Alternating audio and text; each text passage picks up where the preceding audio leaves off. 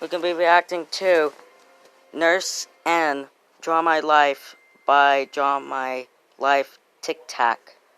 Now, this is like a creepypasta story. I heard of them before, and this looks kind of creepy, so without any further ado, let's begin. But I gotta turn the volume down because I do not want this video to be that loud. Okay, let's go.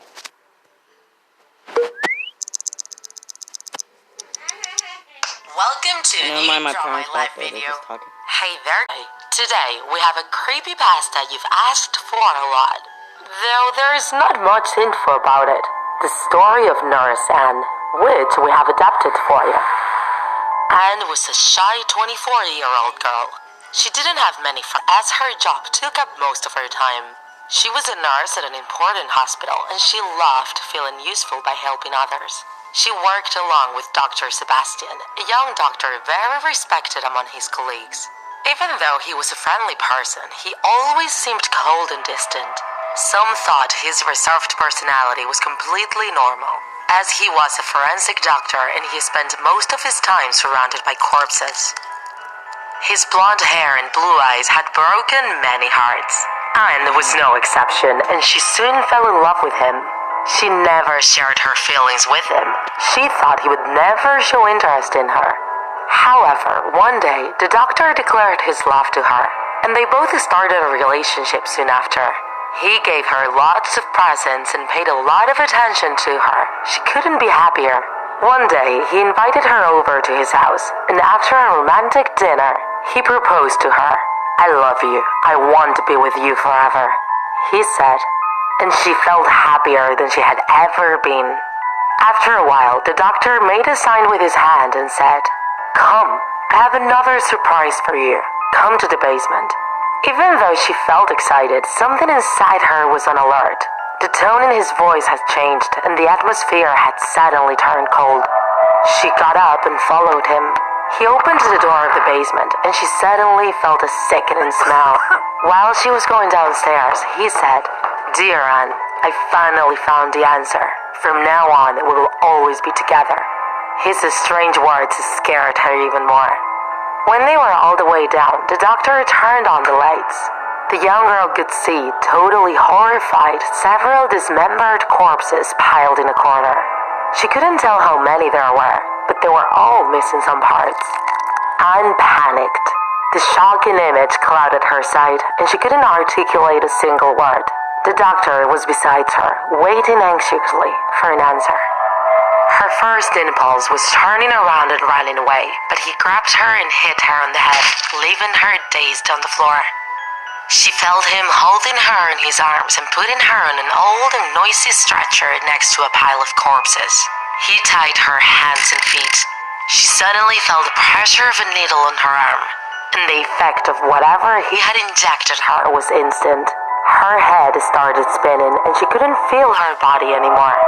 She saw the doctor grabbing a huge knife from a drawer. She opened her eyes, panicking, but she couldn't even scream. He got close to her and put the blade on her chest. "Don't worry, you will feel no pain." With a fast move, the doctor raised the knife and stabbed it into her heart with all his strength.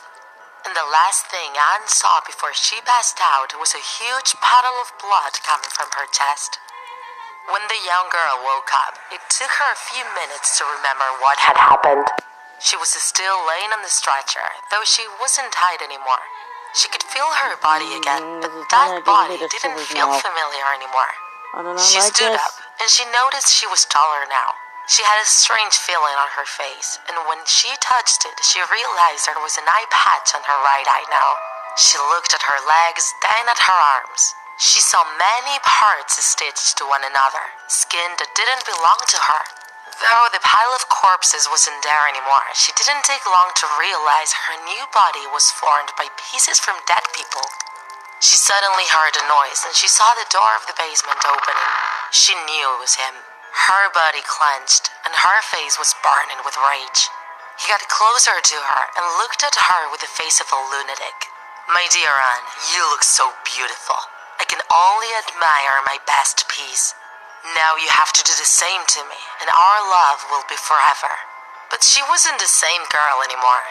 She felt a strange feeling of euphoria. She felt powerful. Suddenly, she felt sorry for that insignificant being, and the simple idea of spending the rest of her existence with him seemed disgusting to her.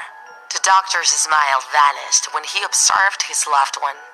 Before he could say anything, she jumped on him, and with the power of her new supernatural body, she choked him. He tried to resist, but all his efforts were in vain. She was a lot stronger. When she saw him dead, she decided to give him a taste of his own medicine. She searched among the tools in the basement until a chainsaw called her attention. She turned it on and used it to cut the doctor's body into pieces, smiling with each new mutilation. She left the basement and went to the kitchen. She took a look at the clock and saw the day was about to break. She took a shower to clean the blood out of her body and then searched the doctor's drawer. She put on a black uniform. She covered the scars on her arms with long gloves, and she covered her right eye with her hair. Finally, she was ready to start a new day at work. Oh crap. If you enjoyed this video, don't... Wow. That was actually really terrifying, I'm not gonna lie. But anyway guys, hopefully you guys enjoyed. If you did, make sure you hit the share, like, and subscribe, and click the bell. And I'm going to leave a link of Draw My Life TikTok channel down below in the description, plus my merch. And yeah guys, thank you guys so much for watching. I will make a playlist of Draw My Life TikTok reactions. And yeah guys, thank you guys so much for watching. I'll see you guys all next time. This is your boy Justin, signing out.